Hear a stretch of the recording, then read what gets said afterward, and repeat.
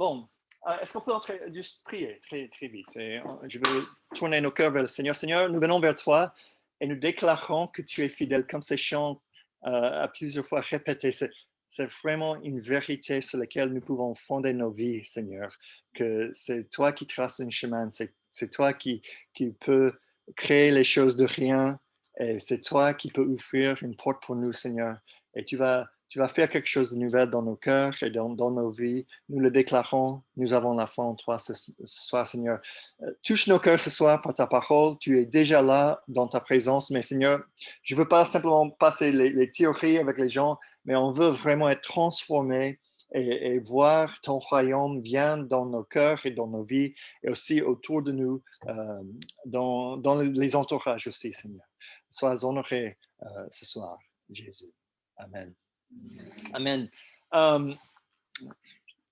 Vous m'entendez sur Zoom, les Zoomers? Ils entendent? OK, très bien. On a tous les décisions, n'est-ce pas? On a tous les questions devant nous. Durant cette saison d'études, c'est vraiment un carrefour. Il y a 1001 décisions par lesquelles on est confronté, le choix d'études, le choix des relations, dans quel cercle, est-ce que cercle avec une petite C, est-ce que je vais m'engager avec quel groupe d'amis, qu'est-ce qui va être mon métier, peut-être si je trouve une épouse, quelqu'un comme ça. Donc, on a tout le temps cette question devant nous, quelle est la volonté de Dieu? Quel est le plan de Dieu pour moi dans une telle circonstance, dans une telle situation? Petit ou grand, peut-être même c'est juste quel basket à acheter, quelque chose comme ça. Mais on cherche souvent la volonté de Dieu, le plan de Dieu, et on veut demander, qu'est-ce que tu veux pour moi? On ne veut pas simplement faire les décisions tout seul et faire les erreurs dans cette vie. Mais parfois, ce n'est pas évident, n'est-ce pas, de connaître la volonté de Dieu. Donc, ce soir, on va parler de comment est-ce qu'on peut poursuivre la volonté de Dieu, connaître le plan de Dieu pour nos vies. Et je vais démarrer, après, je vais céder la parole à Yvan. Et nous avons étudié la Bible ensemble, et en étudiant la Bible, j'étais frappé par cette citation qui vient de Paul, où Paul dit à plusieurs fois, il commence ses lettres, et il dit tout le temps, « Je suis Paul, apôtre de Jésus-Christ par la volonté de Dieu. » Et j'étais juste frappé de voir quelle confiance de dire je suis un apôtre, un apôtre, c'est quelqu'un envoyé par Dieu, je suis un apôtre de Dieu par la volonté de Dieu. Et c'est quelqu'un qui est sûr et certain de lui-même, qui il est, ce qu'il doit faire sur terre, et qu'il est certain qu'il a été envoyé, pas simplement par son choix, sa propre choix, mais par la volonté de Dieu. Quelle grande chose à être capable de dire. Et j'aimerais être capable de dire ça aussi. Par la volonté de Dieu, je fais ce que je fais. Ou je suis ici par la volonté de Dieu. Ou j'apporte ce titre, si ce n'est pas apôtre, peut-être un autre titre, mais par la volonté de Dieu. Mais Paul n'était pas toujours ce grand apôtre. On a souvent cette image de lui comme un grand, et il est digne de cette réputation-là. Mais à un certain moment de sa vie, il était un jeune qui cherchait la volonté de Dieu. Et j'aimerais ce soir, dans quelques mots, brièvement tracer les étapes par lesquelles Paul a passé pour arriver à ce stade, pour dire « je suis apôtre par la volonté de Dieu ». Comment est-ce qu'il a appris la volonté de Dieu? On va regarder d'abord que Paul était quelqu'un de très zélé pour le Seigneur, mais il ne comprenait pas Jésus, qui était Jésus. Et un jour, il était en train de pratiquer son zèle, d'aller même attaquer les chrétiens. Il détestait les chrétiens, et c'était un juif très sincère dans sa foi, et il croyait que Jésus était maudit par Dieu. Et parce que Jésus avait l'audace de déclarer qu'il était Dieu. Et il disait, je dois abolir, je dois détruire cette secte qui est là. À tout prix, je dois la détruire. Parce que Jésus a été maudit par Dieu, il a été tué par un croix, et je dois effacer cette religion de cette terre. Il était même sur le chemin de poursuivre les gens. Ce n'était pas suffisant de poursuivre les chrétiens à Jérusalem. Il disait, je vais aller à Damas pour les poursuivre là-bas aussi. Et sur son chemin, Et tout d'un coup, il rencontre Jésus même. Et Paul n'a jamais dit, j'ai eu une vision. Il disait, j'ai rencontré Jésus moi-même. Et il était battu à terre, il tombait à terre. La brillance de Jésus lui a rendu aveugle parce que Jésus se manifestait dans sa puissance et dans sa lumière. Et la Bible dit dans Acte 9.3, comme il était en chemin et qu'il s'approchait de Damas, tout à coup, une lumière qui venait du ciel resplendit autour de lui.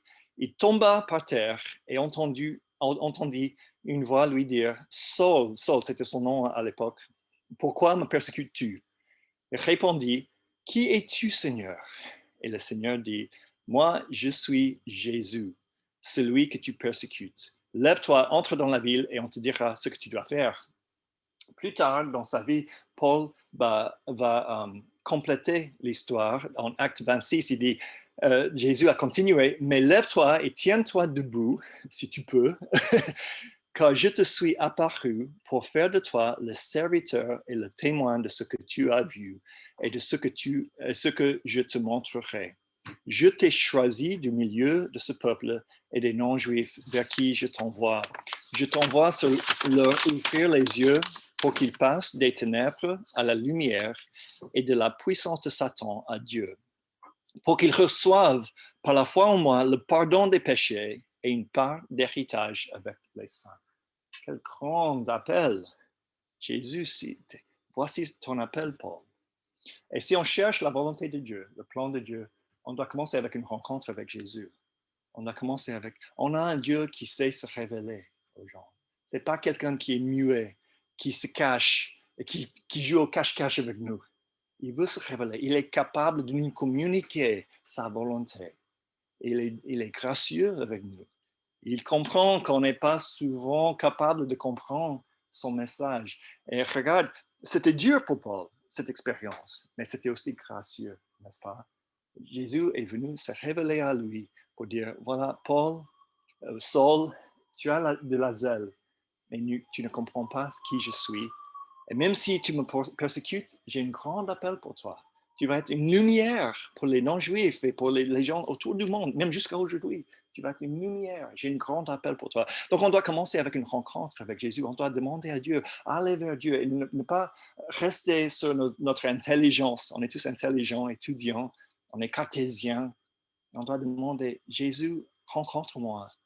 Montre-moi le chemin. Qu'est-ce que je dois faire?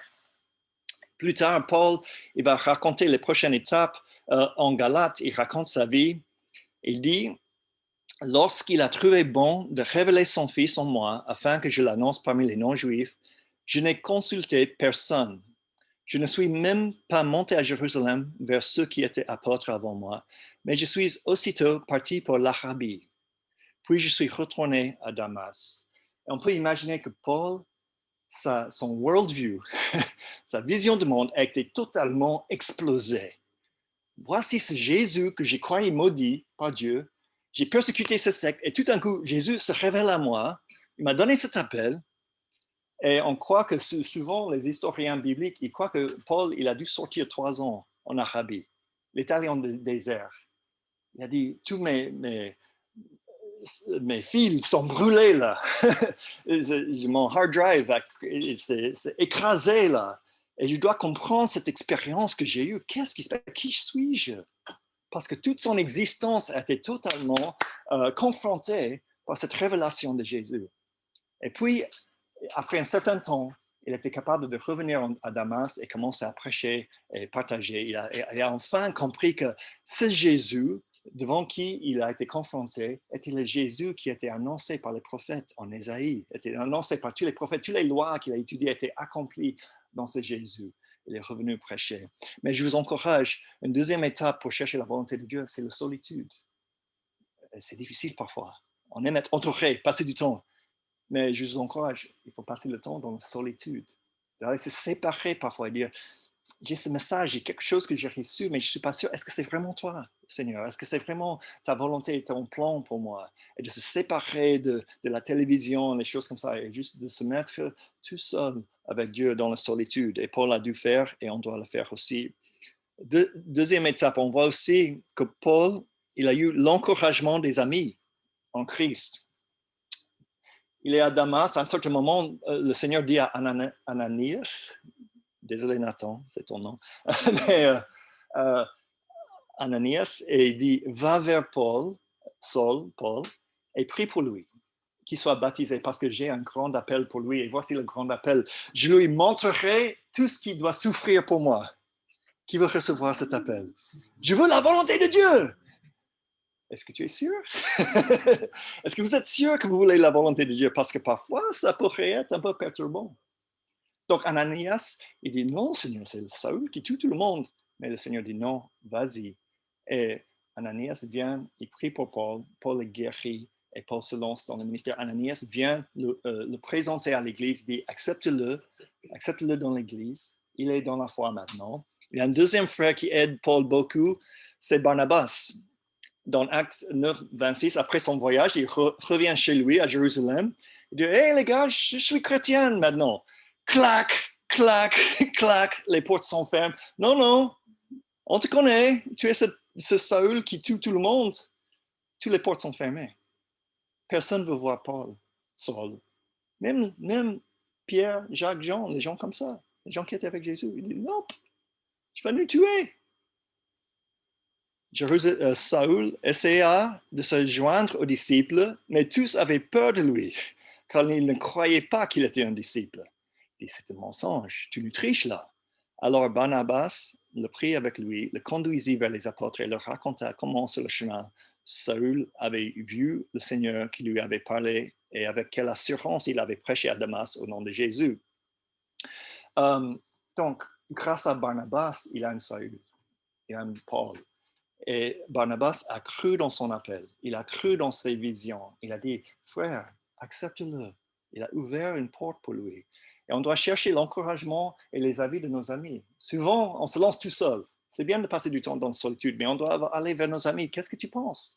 Je crois que c'est la volonté de Dieu, mais quel est ton avis? Qu'est-ce que tu penses de ces avis, de ces idées que j'ai reçues? Est-ce qu'ils sont valables ou ça vient de nulle part? Après un certain temps, Saül, Paul, est encore persécuté et à Jérusalem, il décide de le tuer. Donc, Saül va quitter Jérusalem, il va rentrer chez lui, chez sa maman. Parce qu'il dit, dans toutes les villes, on essaie de le tuer. Donc, il rentre à Tars, il dit, OK, fin de ministère, j'ai fini. Et encore, Barnabas vient, il le cherche, il dit, Saul, viens, rappelle ton appel. Reviens avec moi à une nouvelle ville, Antioche. Personne ne te connaît, viens à Antioche, il y a une place pour toi à Antioche. Dans Acte 11, 25, on voit encore que Barnabas est là, il croit dans l'appel de Saül, Paul, et il va lui aider encore à entrer dans le corps de Christ et être avec eux. Donc, grâce à Barnabas, cette amitié, Saül avance dans sa foi. Et à Antioche, ils avaient une église magnifique. Il y avait dans l'église d'Antioche des prophètes, des enseignants, Barnabas, Siméon, Lucius, Manahen et tous les autres gars. Pendant qu'ils rendaient un culte au Seigneur et qu'ils jeûnaient, le Saint-Esprit dit, mettez-moi à part Barnabas et Saül pour la tâche laquelle je les ai appelés. Alors, après avoir jeûné, prié et posé les mains sur eux, ils les laissèrent partir. Et ça, c'est une prochaine étape. Saül, Paul, il a reçu l'accord de son église. Il était membre de cette église. Il avait une excellente église. Et tous ces gens-là, très fermes dans leur foi, très solides dans leur foi, ils disent oui et amen. Le Saint-Esprit parle. Saül, Paul, tu as quelque chose. Tu es appelé à être un apôtre. Et on voit aussi qu'ils jeûnaient ensemble. Parfois, il faut jeûner.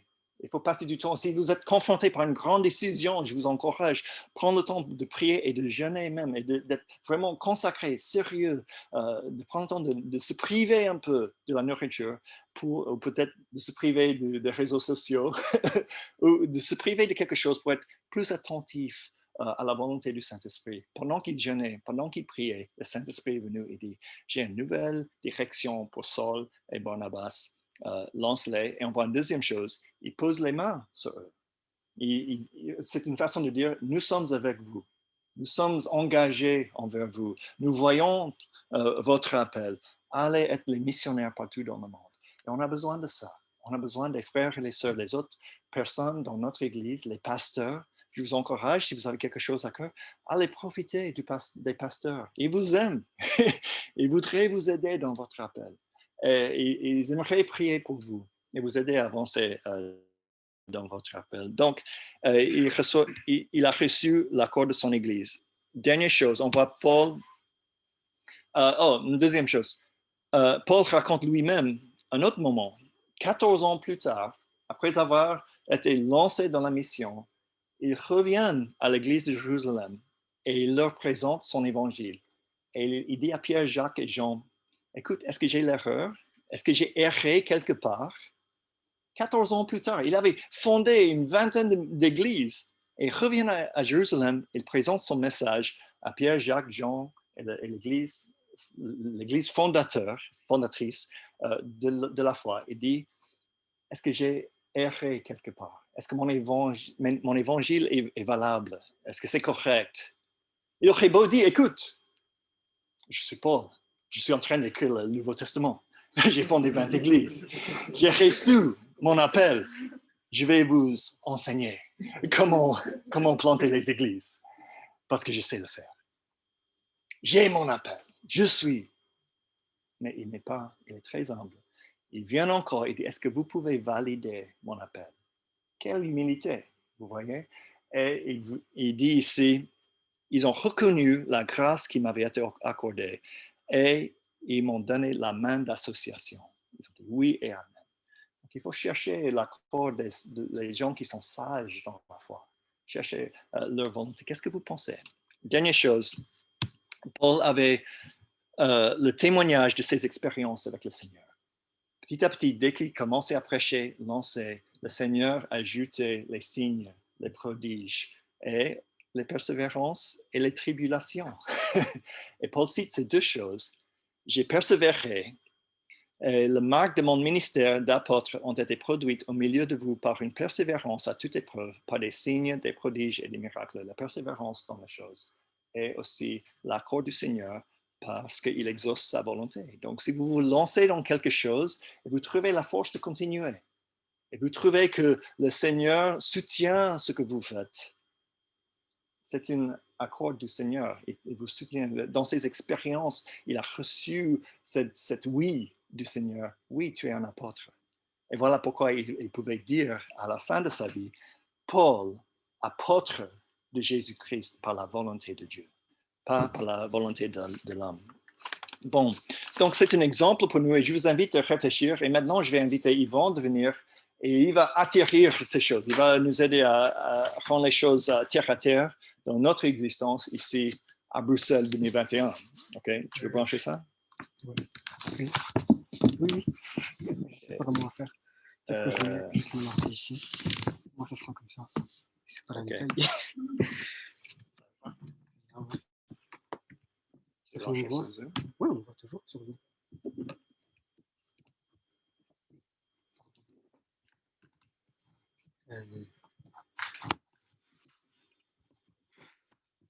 Désolé. Hein.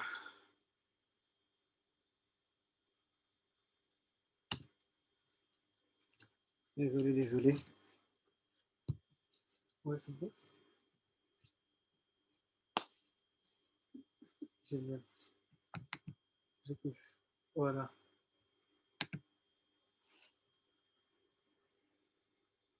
C'est bon. Ça fonctionne pas. Si, c'est bon. Parfait, merci. Bon, merci Charles pour cette première partie. Je ne sais pas si vous me voyez sur Zoom, si c'est bon, tout est carré. Ouais, mais... J'ai pas l'habitude. Par contre, ils ont pas mon partage d'écran. Je vais arrêter le partage d'écran ici, comme ça tu peux voir. Je sais pas comment faire pour... Ouais, qu'ils puissent voir en fait au moins ici derrière. Okay. Et que je me mette... non, pas grave, je peux mettre ici. Je vais voir si on me voit. Je sais pas comment faire pour voir sur Zoom. Je m'occupe de ça. Ah, ok, ça va. Si Bon, c'est bon, comme ça. Ah, c'est bon. C'est bon. Ils vont te voir. Je vais rester comme ça. Je vais rester comme ça. Il y a pas de souci. Ouais, Ils vont te voir. Du coup, voilà, après tous ces soucis techniques, merci pour cette première partie qui était plus vraiment centrée sur la parole. Et comme il a dit, je vais essayer d'être un peu plus terre à terre, un peu plus, on va dire, pratique. Et pour commencer, bon, j'ai envie de donner une définition de ce que la volonté de Dieu, en fait, le plan de Dieu, comme il a dit, enfin, lui, il avait plus intitulé le plan de Dieu. Moi, j'ai préféré dire la volonté de Dieu et on est d'accord pour se dire que sa volonté, c'est en vrai son plan. On est d'accord que ça se rejoint, ces deux définitions se rejoignent. Et quand on parle de sa volonté, en fait, on parle de ce qu'il veut pour nous, ce qui se trouve du coup dans son cœur, dans le cœur de Dieu. Et du coup, c'est comme une partie de lui, en fait. C'est une partie de Dieu. J'aimerais juste que d'abord, on concentre sur cette partie, vous la retenez, et je vais la ressortir un peu plus tard. J'aimerais d'abord qu'on lise 1 Pierre 4, 1, 3. J'ai pas envie de lire, j'ai envie que quelqu'un lise à ma place. Non, je rigole. Tu peux juste, pour que vous puissiez participer et que je ne sois pas tout seul. Ouais. Ainsi donc, puisque Christ a souffert dans son corps, armez-vous aussi de la même pensée.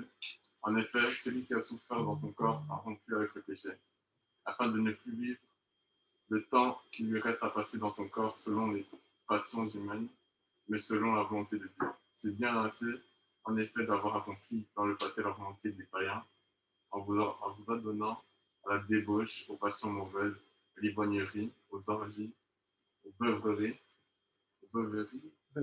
Ouais. Et aux dérèglements associés au culte idolâtre. Voilà. Et j'ai voulu commencer directement par ce verset parce qu'en fait, on montre le avant-après, on va dire. Le avant dans le verset 3 qui dit vraiment qu'on avait avant cette volonté de faire les choses du monde, les choses que le monde aime, c'est-à-dire boire, je ne sais pas s'il y avait dit plein de trucs, les passions mauvaises et toutes ces choses-là qui sont contraires en fait à la volonté de Dieu, parce que la volonté de Dieu pour nous est bonne. Et justement, c'était ce matin, juste en repensant à ce verset-là, je me suis dit, mais en fait, pourquoi cette volonté est si bonne? Pourquoi ce plan, en fait, il est si bon? Et je me suis rappelé simplement le verset que nous connaissons pour la plupart des chrétiens, c'est Jean 3, verset 16, qui est simplement car Dieu a tant aimé le monde qu'il a donné de son Fils unique afin que quiconque croit en lui ne périsse point. Il a tant aimé le monde, il nous a tant aimé, nous, chacun de nous, que vous êtes assis là, chacun de nous, il nous a aimés en fait. C'est suffisant en fait. C'est suffisant pour te dire qu'en fait, chaque chose qu'il veut, parce que c'est un Dieu omniscient, un Dieu omnipotent, un Dieu qui peut tout en fait, qui peut tout et qui sait tout.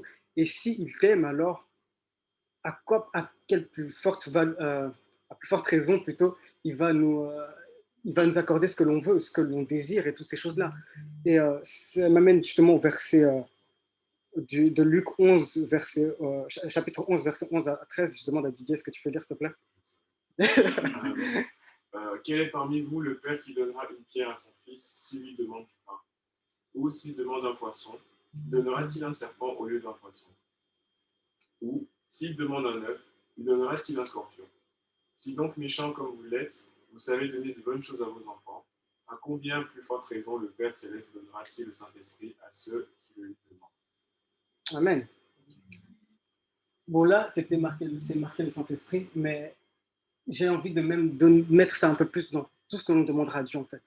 Tout ce que l'on demandera à Dieu, qui est simplement, par exemple, rien que sa volonté. Sa volonté, c'est vraiment, Père, je veux te plaire. Quelle est ta volonté, en fait? Qu'est-ce que tu veux pour moi, en fait?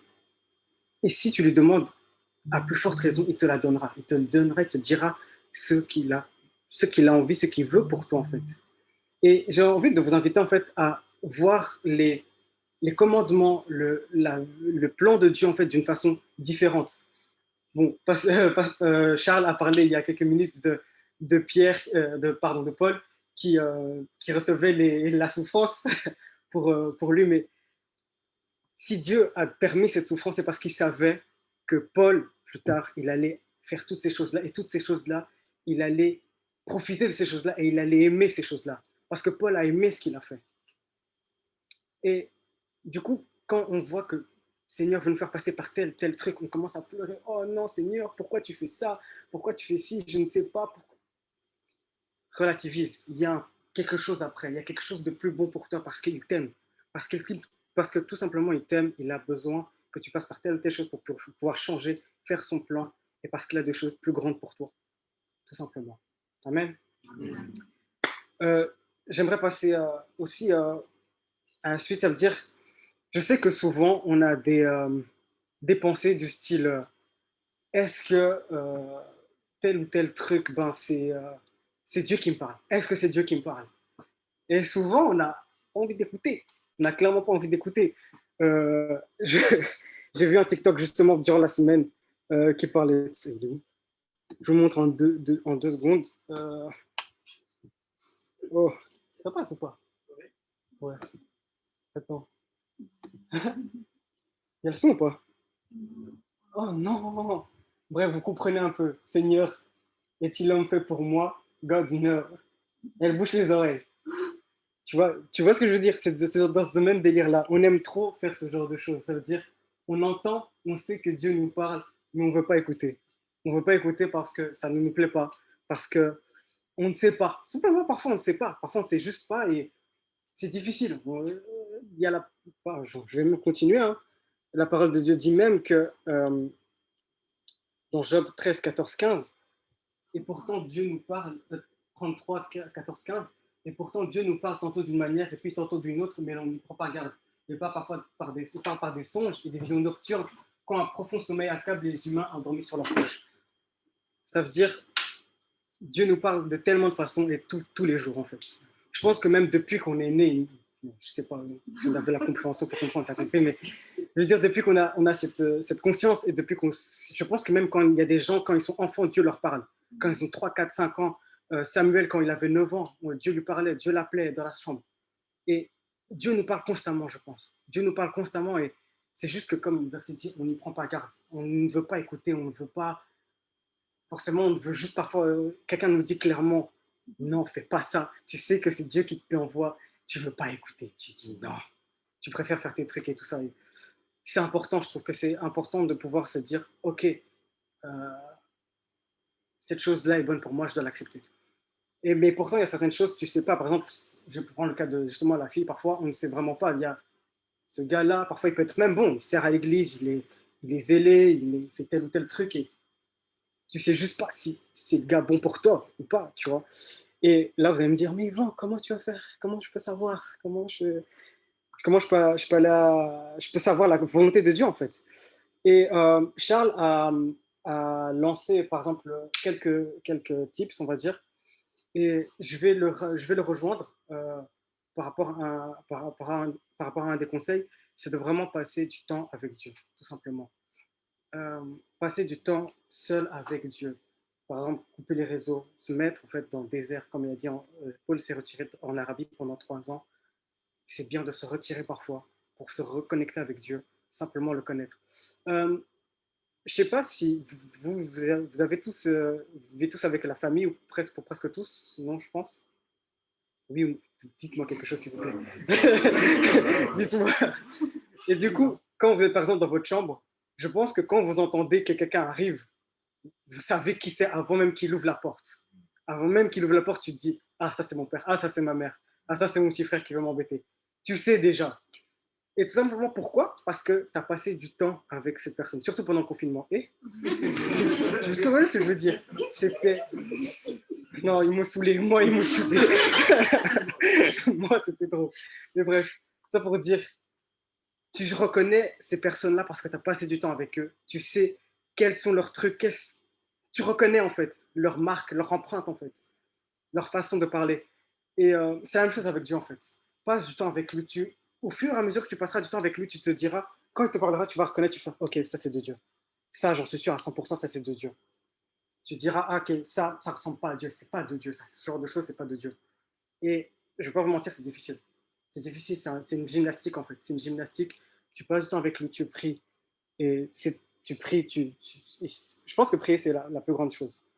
Prier, c'est une chose importante et primordiale, j'ai envie de dire. Et pour ma part, par exemple, quand j'ai commencé à prier, je priais 5 minutes. Je priais 5 minutes et au fur et à mesure, ça augmentait. Ça augmentait, ça finit avec des 4 heures de prière. Ne me demandez pas comment je me retrouve à 4 heures de prière, mais c'est simplement une gymnastique. C'est au fur et à mesure que tu rentres dans sa présence, tu rentres dans ces choses, dans ces moments-là, tu as envie de passer encore plus de temps avec lui. Et non, c'est merveilleux, tout simplement, c'est merveilleux. Ça, c'est pour le premier, mon premier conseil. Et le deuxième conseil, j'ai envie de dire simplement lire la parole, en fait. Lire la parole. La parole de Dieu est sa vérité. Sa vérité, et il ne se mentira pas à lui-même. Il ne se contredira pas. Ce n'est pas un homme pour mentir. Ce n'est pas un homme pour se contredire. C'est Dieu, en fait. C'est Dieu, et ce que tu liras dans la Bible, surtout dans le Nouveau Testament, j'ai envie de dire, surtout ce que Paul disait, c'est des choses qui n'iront pas à l'encontre de sa volonté. Donc, si tu vois une chose dans la Bible et que dans ton cœur, tu as quelque chose qui est contraire à la parole de Dieu, ça veut dire, par exemple, simplement, par exemple, je prends un exemple, ne pas pardonner, tu dis non, ce qu'il m'a fait là, ça se fait pas. Il a même déshonoré Dieu. C'est possible. Il y a des gens qui te font du mal au point de déshonorer Dieu, et du coup, tu te dis, même Dieu ne le pardonnerait pas. Lis la Bible. Tu verras que le pardon, ça vient de la Bible. Tout simplement. Et j'ai envie de rajouter peut-être un conseil 2 bis, on va dire ça. Parce que parfois, on ne sait pas forcément comment lire la parole de Dieu, on ne sait pas forcément comment, où chercher.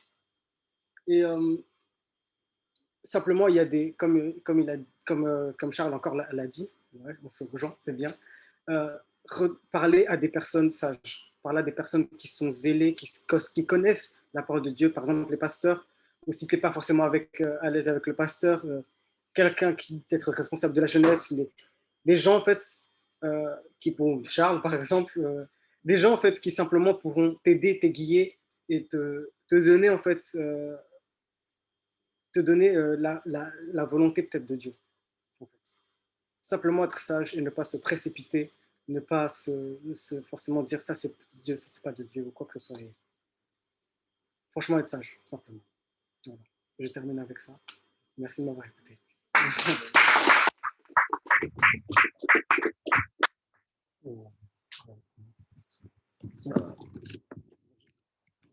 Voilà. Merci Yvon. Merci. Arrivé.